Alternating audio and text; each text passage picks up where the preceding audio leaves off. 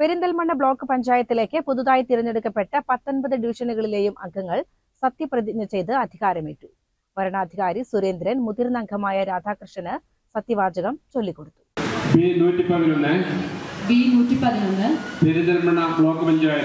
Perinthalmanna block പഞ്ചായത്തിലെ അംഗമായി തിരഞ്ഞെടുക്കപ്പെട്ട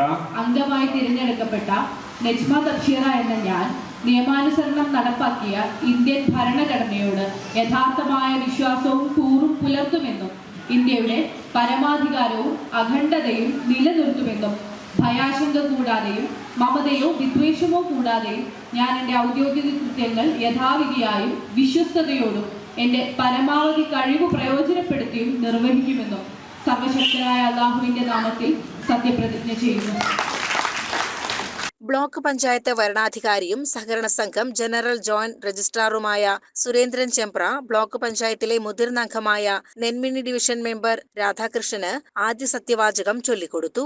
തുടർന്ന് 1 മുതൽ 19 വരെയുള്ള ഡിവിഷനുകളിൽ നിന്ന് വിജയിച്ച മറ്റംഗങ്ങൾക്ക് രാധാകൃഷ്ണൻ സത്യവാചകം ചൊല്ലിക്കൊടുത്തു.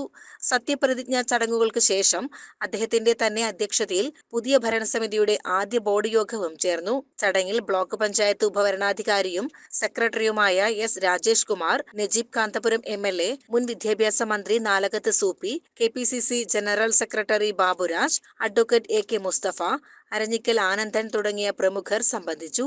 നിയുക്ത അംഗങ്ങളുടെ കുടുംബാംഗങ്ങളും UDF, LDF പ്രവർത്തകരും നാട്ടുകാരും ചടങ്ങിന് സാക്ഷ്യം വഹിക്കാൻ എത്തിയിരുന്നു. CCN പെരിന്തൽമണ്ണ.